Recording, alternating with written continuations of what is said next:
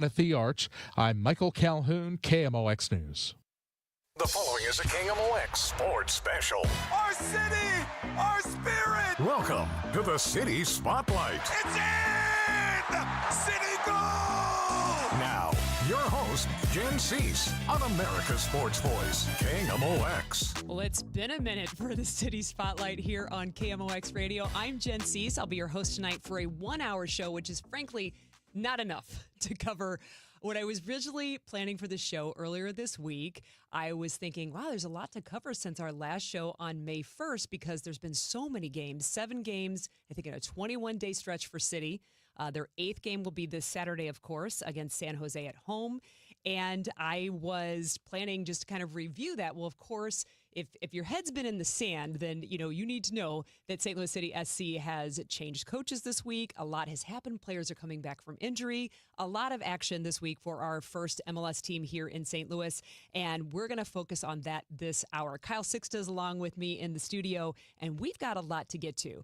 Of course, the news being that Coach Olaf Melberg is no longer with St. Louis City SC after we did have what was pretty much felt like a regular, normal Tuesday training session. The first time that the team has been back able to train for a week-long period, not having a congested schedule, that normal Tuesday, which is a little bit of a regen day, a little bit of get back at it, and the players looked really fresh, looked really good. And after practice, those of us in the media who look for our player interviews usually get them right after practice, along with checking up with the coach. And we checked in with Coach Olaf Melberg, only to find out about 5 hours later that he was being let go from the club and they were moving forward with somebody else.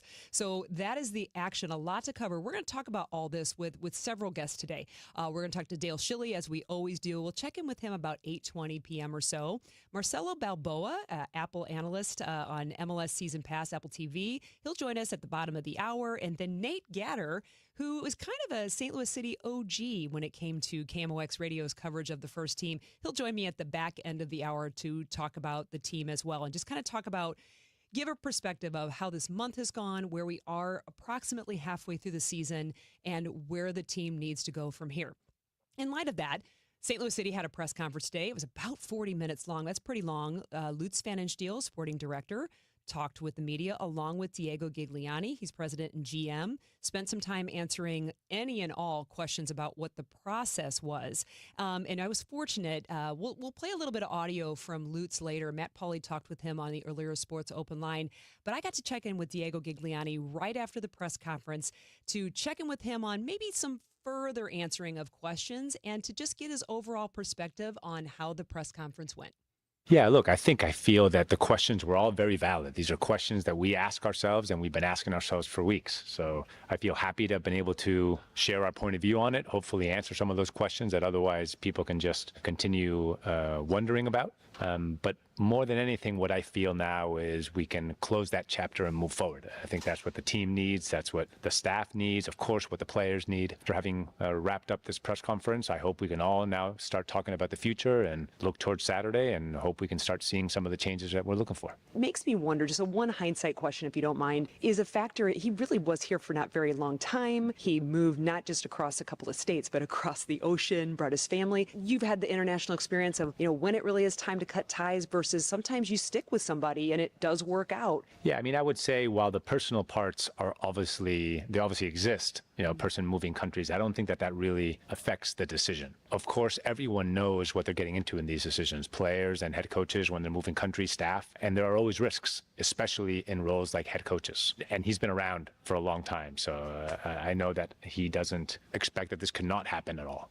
Now, on the professional side, for sure, we could take that into consideration. The fact that he's only been here for 15 games during different moments of the last 11 games winless streak, we have been wondering, when do we have enough time, enough of a view into how he wants to develop this team? And at the beginning, I also wouldn't want to forget the fact that the first 4 games, we had amazing results and we saw some real improvements in some elements of the performances. We were very solid defensively, 4 clean sheets, 2 wins, 2 draws. We can't ignore all of that also. And we also take into consideration that he is new to the MLS, new to the squad, and in that 11-game winless streak, we did have a lot of injuries. We even had some games where I think we deserved more than what we got. So all that needs to be taken into consideration. We also didn't want to make too quick of a decision. But at the same point, once you're 15 games in, you're close to halfway through the season, you've had plenty of opportunities to start showing glimpses of things. We just felt that the right decision was to course correct. I think it's a credit to the players on the team. I really agree with Olaf. There's been a number of times that he had said, no matter the result, the guys always trained with a lot of energy, very determined. I get to come to practice a couple days a week, and I was able to see that. And on Tuesday, when perhaps the team didn't know, Jean Da Silva stole my microphone, and he was, in a really good mood, and the guys were training really hard. We were back to that regular Tuesday training where it wasn't this compressed schedule. I wanted to get your thoughts on the players never giving up when they didn't know that there was going to be a change coming. We saw that, and that's important also when it comes to these decisions. We did not take these decisions because we saw a dead team out there. There were many games, even the last 2 games, Colorado away. I think we deserve more from that game for sure. Possibly even winning that game would have been a fair result if we'd played it 100 times. And the game before, the Open Cup game against Minnesota away, we almost had it until the last dying minutes of that game. So can't fault the players or say that the players gave up. And you could see it also in training. We've had games where it's been tough games, and the following trainings we'd hear from Olaf, and Lutz is obviously right by trainings. He would say it was a great training day. People came in and it was intense, and people had fire and passion. We love seeing that in our team, and we hope we can bring it up one more notch now ahead of Saturday. Let's talk about the coach bump. The city has played teams that have made a coaching change and felt that coaching bump. Is that a thing? Yeah, I think statistically I've seen it, and I don't think that is proven, but I do still believe in it. It's one of those things where intuitively you trust what you feel. And it's kind of like anytime you do have an opportunity to reset on something, mentally you just feel fresher. Feel a little bit of load taken off of your shoulders. Also a little bit more pressure to show the new coach what you can do. So I do think it brings a little extra level of focus and intensity to that first game. I said to Critch, he came in the press conference, of course, after you, and we were remarking on how here we are at San Jose again. It wouldn't be the first time that City has made an adjustment to something and then changed its season's trajectory with San Jose. So if I'm San Jose right now, I am not just prepping to come into Energizer Park with all these fans. I'm prepping for the fact I don't want this to happen to me again as a team. Yeah, absolutely. I mean, obviously it's absolute coincidence, but yeah, last year San Jose's team was doing very differently than this year's San Jose's team. Obviously, Bruce Arena being there and making an impact. The team is doing better than us on the table. So we have a lot of respect for that game, and we just love the fact that we're playing it at home, and hopefully our fans can come out to support us and show a united front against a team that we hope to be able to show our best foot forward and hopefully get 3 points. So Coach David Critchley, I said Critch before, and I will come fully clean with you, Diego. I know him because he's coached one of my kids. He was on the Lufuse circuit for a while. He's trained at the clubs. I can personally attest. I know the pro game with adults is a little bit different, but when it comes to building relationship with players, and he talked about that in the press conference, he certainly did that with my kiddos team. What impresses you most about David coming in? He's got a big task ahead of him. He's excited. What do you like most about our new interim head coach right now? I love the energy that he's brought already. And you could see that in the press conference. You can see that in the training. He's just a very grounded, very humble and hardworking, but also very capable head coach who knows this style of play from even before his time here, who has spent time with some of the players that he's going to be coaching and knows them professionally and personally. And the amount of excitement that he has for the task in front of him is amazing. And he's embracing it, and we're behind him, and we hope he can show everyone what he's capable of. It's almost like he's a conduit, right, between, he was with the academy under Dale, he's moved up to City 2, talk about homegrown, right? Now he's with the first team. Does that give excitement to the second team in the academy to see also on the coaching side that come up? For sure. It's always exciting to see those homegrowns. It is a bit of a strange accent in English when he speaks to call him a homegrown. He's got a really strong English accent. But yeah, he feels like a product of St. Louis City. He's been here since the beginning. He's coached many of our teams and many of our players. He's grown through the ranks here as players do. So we're sort of doubly excited to see him sit in that chair. Just hearing him speak in the press conference about some of those familiar phrases of pushing the lines up higher, winning the ball higher in the field. I do know this from his youth coaching days. How we attack is how we defend. How we defend is how we attack. Those phrases, again, does it bring you back to when you first joined City as well and walking into this style of play? Yeah, absolutely. I mean, and this is a little bit of that intent to go back to basics and go back to our roots and our identity. This is all really that we can ask for right now. Hopefully results will follow after that. But what we want is to see a team that's united, that is playing the style of football that they came here to play, that is taking risks, and we will see how that hopefully leads to better performances and better results. But for right now, we're trying to keep it simple and go back to basics of, being a team, building those relationships and demonstrating the style of play, and then letting the rest follow. Okay, Saturday, 1:30 game. Haven't had one of those on a Saturday, and I'm hoping we have good weather. I'm just feeling the boiling, great, positive energy it could make for a fantastic Saturday. That is definitely what we are hoping for. I mean, playing in front of our fans is always an extra level of support that we don't get when we go away. And I've been now to the majority of the MLS stadiums, and I can comfortably say that this is the best MLS fan base that exists. So being able to play in front of them on Saturday in a moment of need also that the team has, we have to work together in the same way that we say that to our coaching staff and our players. We say that to our fans. The closer together we are, the more supportive we are of each other, the more we have that kind of team number one mentality and mindset of working together to support each other and to get results, the better our chances. So, we're looking forward to stepping out onto Energizer Park on Saturday. It's going to be a beautiful day, I think. So I hope it's going to be full, loud, and supportive as it always is.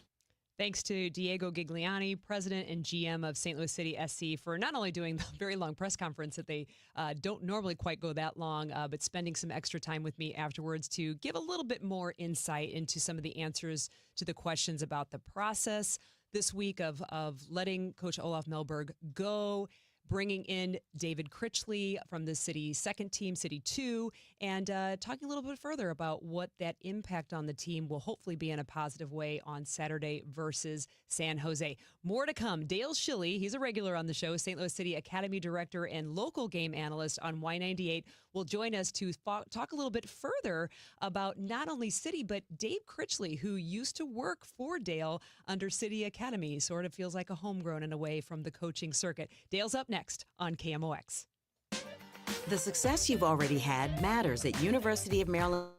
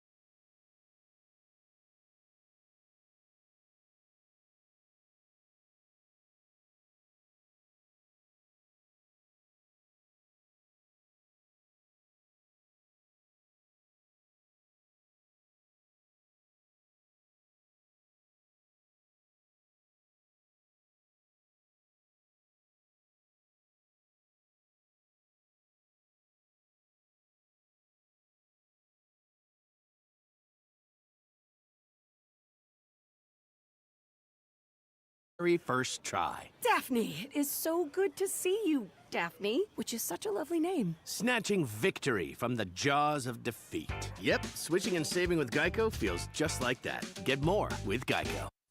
Now, back to the City Spotlight. Our city, our spirit. Once again, Jen Siess on KMOX. Try to bring back a game model and a style of play that will entertain the fans. Obviously, for us, it's about being aggressive without the ball. It's about getting the lines pushed up high. And then with the ball, we want the fans on the end of their seat. We want them to be entertained.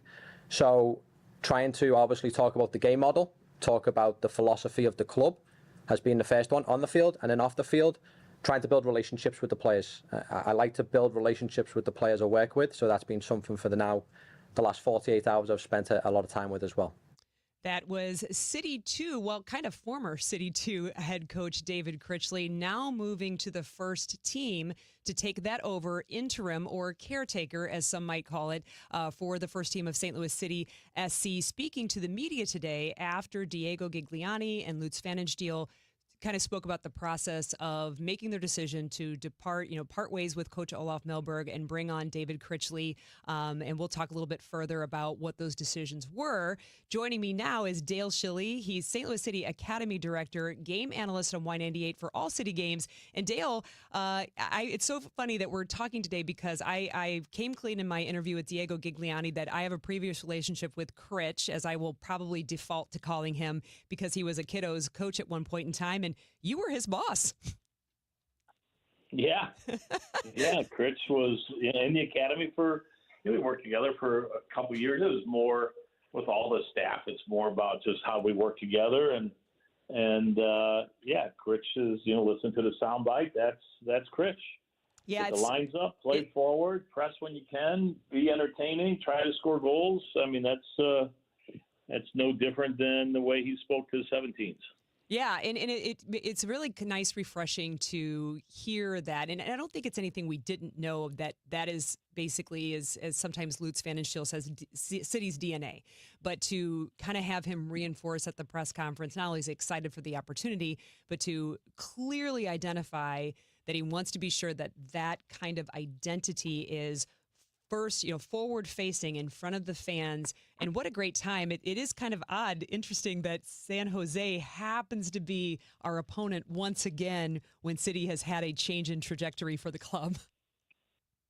Yeah, that was John's first game. That's right. I forgot about that. That was Hack's first game as well. Maybe we'll get the same result. Yeah, and he did address in the press conference. For anybody who, we can't play the whole thing, of course, both Lutz and Diego talked a little bit about why John Hackworth. Taylor Twellman, former U.S. men's national team player, MLS player, St. Louisan, posed that question before we had the press conference of why not John Hackworth. And Lutz and Diego both talked about John Hackworth's importance of staying with being technical director, taking over the second team, while they just temporary at this moment, interim caretaker, move David Critchley. Did that move surprise you, Dale? Well, I mean, I think the part that you have to think about is do you change leadership within the two teams? You could have changed leadership within one and kept one status quo, but I think probably in Diego and Lutz's assessment, John has enough other work to do in terms of a transfer window coming up and his involvement with shaping the teams and keeping the alignment with the academy and City 2. And as we continue to evolve as an organization, moving more and more guys into the first team, probably seeing that as an important part of the role as well and not wanting to disrupt that. So, again, you got two guys there that are assessing the situation, trying to make a decision. And, whether it's surprises or not surprises, that's the way that I would assume that they assess the situation, which is John's got other work to do and he's got some priorities there. He can handle the coaching side on the two team because it's a less of a commitment. That's the way it went. Yeah. So what excites you that knowing Critchley the way you do, working with him in the academy, coming up through City 2, what can we all in 1:30 game on Saturday? I feel like we haven't had a midday game, certainly on a Saturday this entire season. Hopefully it's good weather. What can City fans expect, you think, to see? Is it a return to what we were? Is there going to be major shifts, or is it something that might take a while to get to notice? Yeah, I mean, he alluded to just his the way he goes about his business. Critch is a relationship guy. It's one of his strengths when he's working with teams is how he builds relationships with the players. The players will feel like that Critch is in the trench with them. They're not going to feel like that he's standing apart from them, trying to urge them on. He's going to be in the trench and fighting and digging with the players. So that's a good feeling for a player, and that's a really good start when it comes to building a culture within the group. You won't see that on Saturday, and I don't think that Critch will have had enough time to implement some of the ideas that he will want to implement within the group. But I do think that you'll see him take the bridle off. I think he'll try to push lines higher. I think he'll probably come in with more of a traditional system. Not sure, I haven't spoke to him about, how does he want to play with three center backs, with a back four, how does he want to line up? But my guess is that we'll see something that is more familiar with what we've seen over the last couple of years.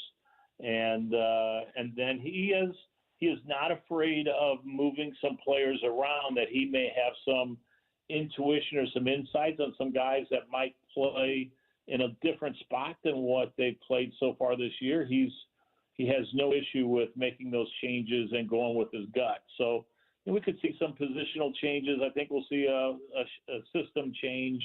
And I think over weeks, you'll start to see, sort of going back to where we were in terms of a philosophical approach. And I think he'll get guys to fight for him.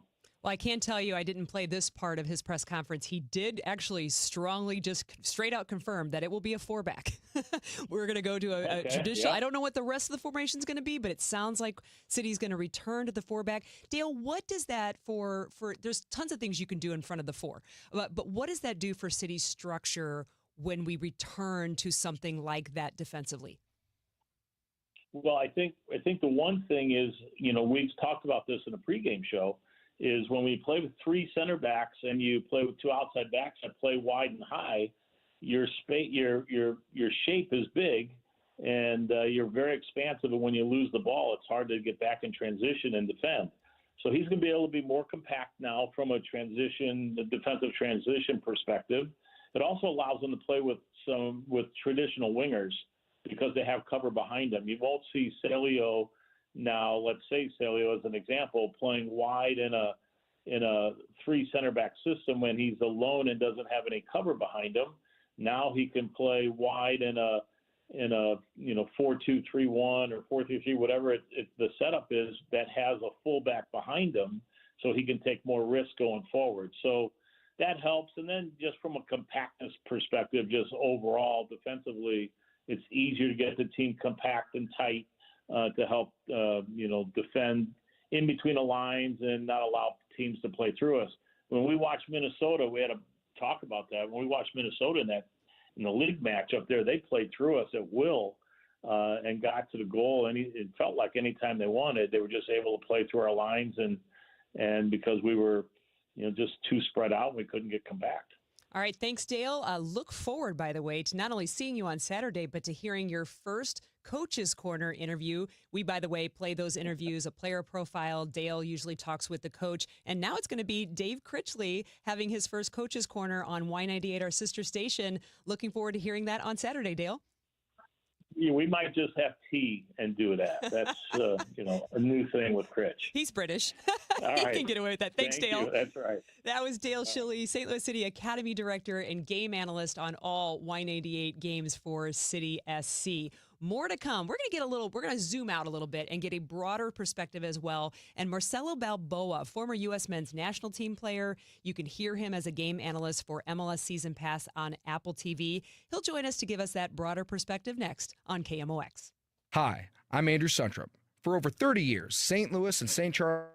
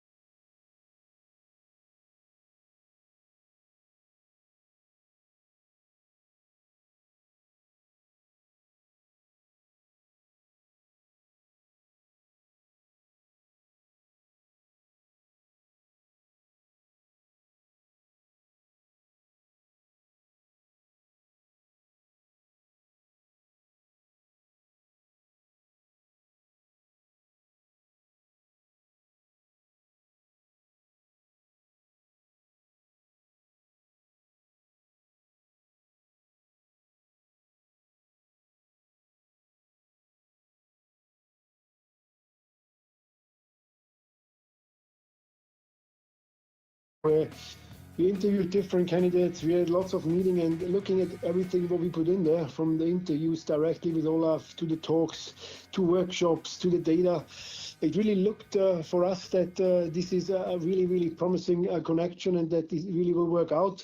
But sometimes in hiring an employee, in this case a football coach or a soccer coach, you never have the guarantee for it. And it happens in other fields of work as well, that the process looks great, everything looks great on paper, the talks went well, and there is just something which doesn't fit 100%. But in the end of the day, it's an on-field matter. I will take full responsibility for that. And we also have to point out that this is not just a finger pointing at Olaf Melberg, not even a little bit. I think there is lots of other factors who played into that we did not get the results and the performances. And we all need to self-reflect when it comes to players, staff, myself, everybody included. But it's about to move forward, and it's definitely a very important decision to be made. When we're looking into the next head coach, so definitely something to put our heads together to analyze and do better the next time.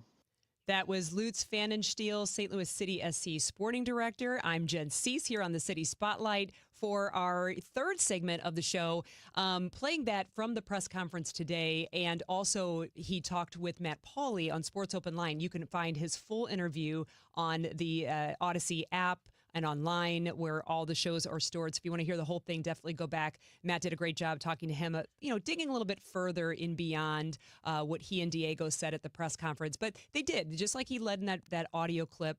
Both he and Diego Gigliani said, the buck stops here. This is we where we are in the table. We're in the bottom three of the league at the moment right now, where we are with injuries and where we are with the teams playing. That's on us. We should have acted maybe potentially faster. We have acted now and want to look forward. We're going to pivot a little bit. Wasn't able to connect with Marcelo Balboa with Apple TV, but Nate Gatter, a St. Louis City KMOX OG coverage and my former co-host of this show, joins us now. Nate, it's so great to catch up with you. Great to be here, Jen. Thanks for having me. You should just be in studio. It's be a whole lot easier. Yeah, I know, right? So, I feel like you have also somewhat of a broad perspective. You're here in St. Louis, of course. We're homers. We're rooting for our home team. But, given the fact that you do so many other things and we've been too busy to be on this show with me. I'm not bitter at all. You can have a zoomed out approach on City. What do you think of the whole week so far? It's only Thursday, and I feel like it's been 2 weeks of the practice, firing of Coach Olaf Melberg, pivoting to Critch, and we're taking on San Jose at home, hoping for City's first win in the MLS since March 15th. What's crazy to me about this, Jen, is that it doesn't feel like this week has been that surprising to people who have been following the club closely. But if you told us in even the fall of 2022, when City 2 was wrapping up their first season and we were getting ready for the launch of the first team in MLS in the spring of 23, certainly if you had told us in the middle or late stages of 2023, we would have been shocked. And what I mean by that is at that time, the thing that City got the most praise for locally and nationally was that unlike most expansion teams in MLS, they had an identity almost immediately. They were really aware of who they were trying to be and where they were in that progression.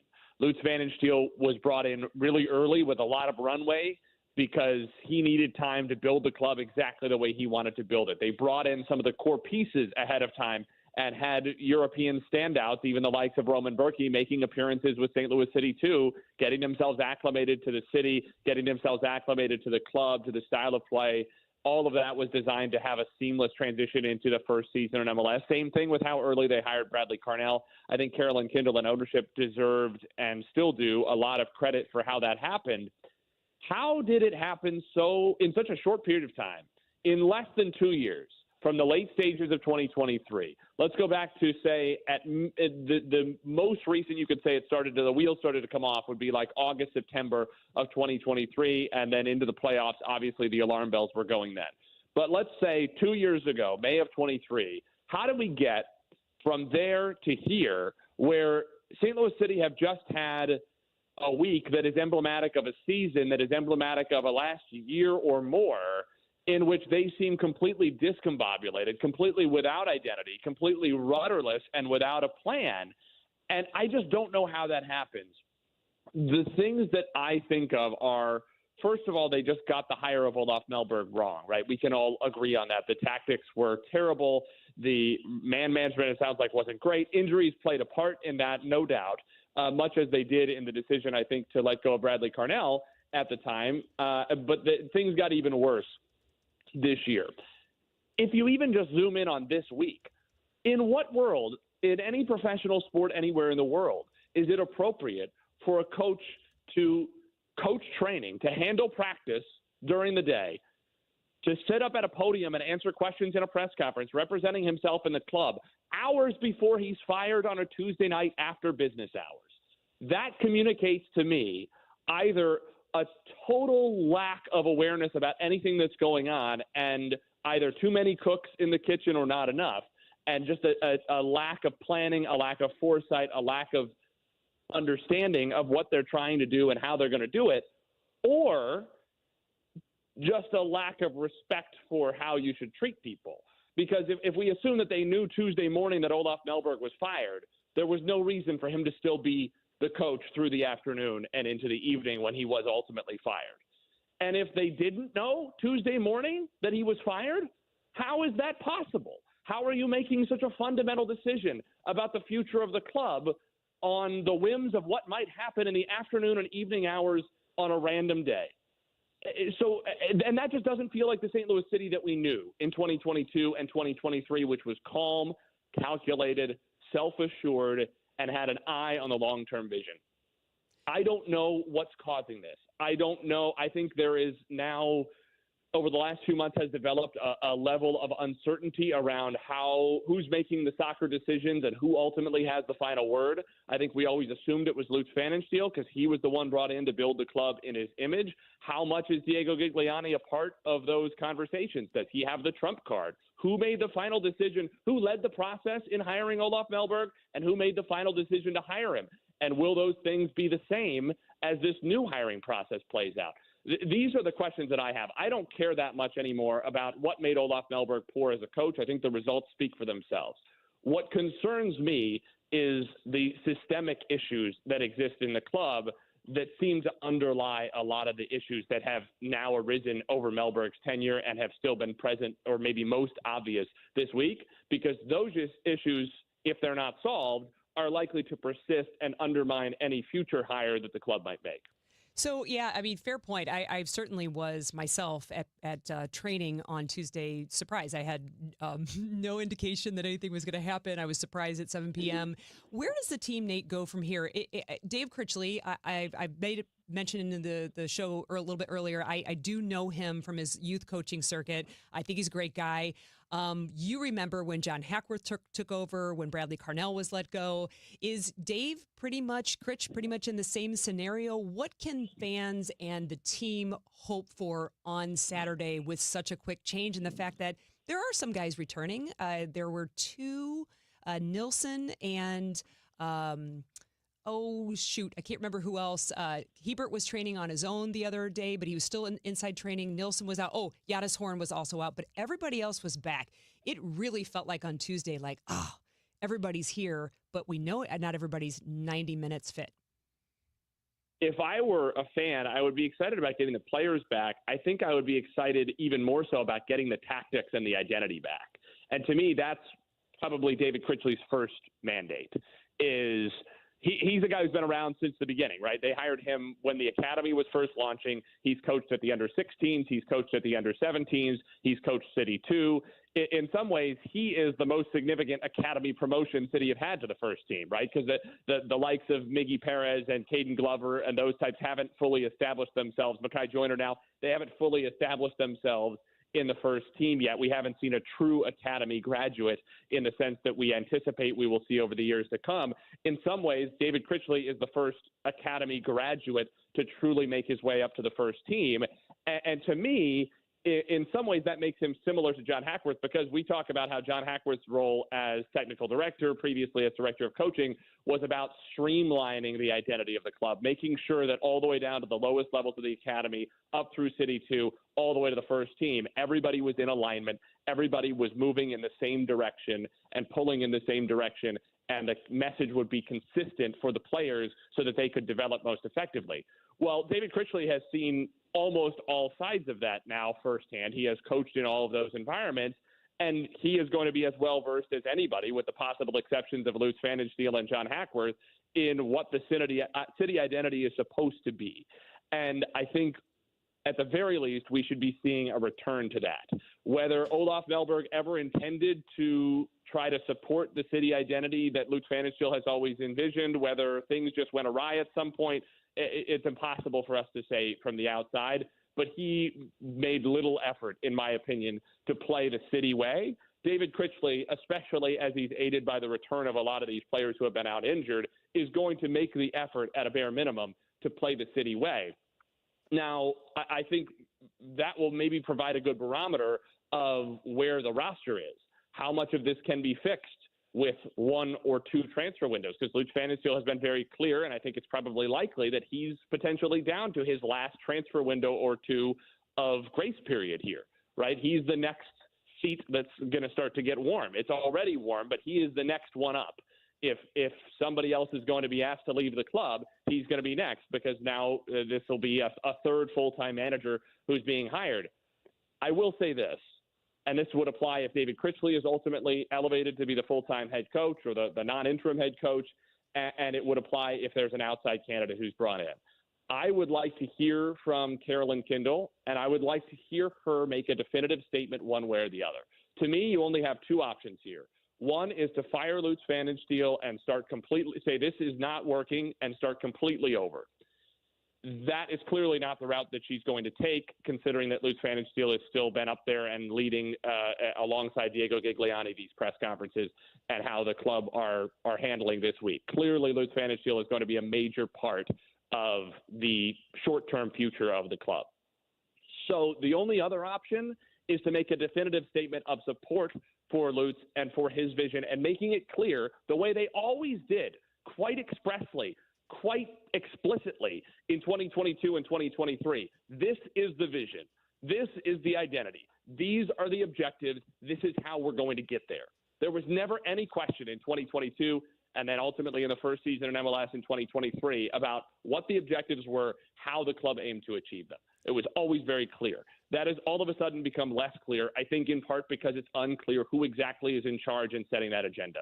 She needs to make that clear publicly, and if the answer is it's Lutz's club still, and it's Lutz's club to build in his image, and that means bringing in the players he thinks will fix things in the transfer window, bringing in the coach who is going to restore the city way from 2023 and get the results, then so be it. That seems to be the way that she's choosing. Yeah. But those are the only options. You have to be all in or all out.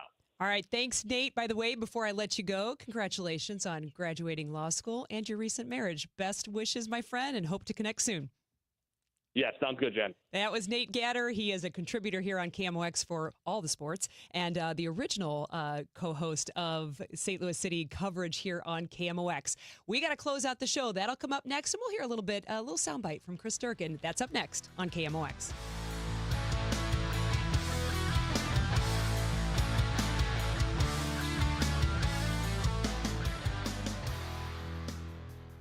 Why do the national tax resolution firms need the tiny fine print at the bottom of all their TV ads?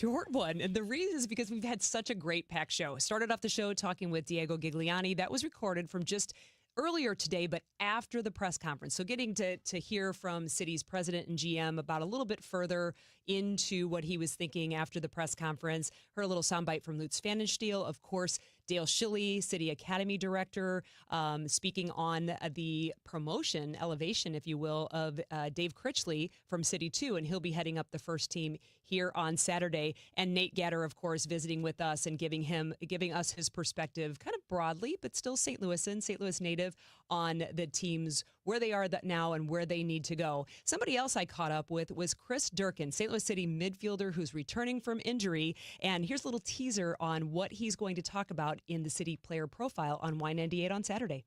Suffering through these moments, it creates those calluses on you mentally, I think. I sure have my fair share of difficult times, but it definitely reveals a lot about yourself. And I know a lot of guys within the club look at themselves in the mirror and ask, what can I be doing? And I think that's just what we need across the board.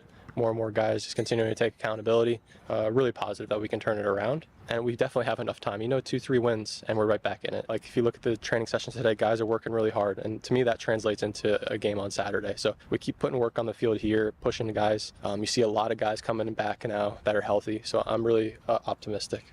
That was just a little tidbit from Chris Durkin, St. Louis City midfielder player profile. You can hear the entire thing on City's Y98 pregame show. That starts at 1 p.m. on Saturday. So remember, that's an afternoon game.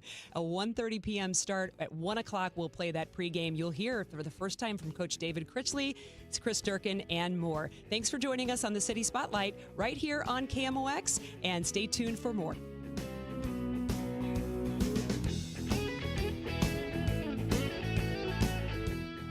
Hey guys, Glover here for my friends at Zero Res. As you know, if you listen to the show, big fan of Zero Res. They have been a supporter of the show for over 15 years now, which I hope means something, that when you guys have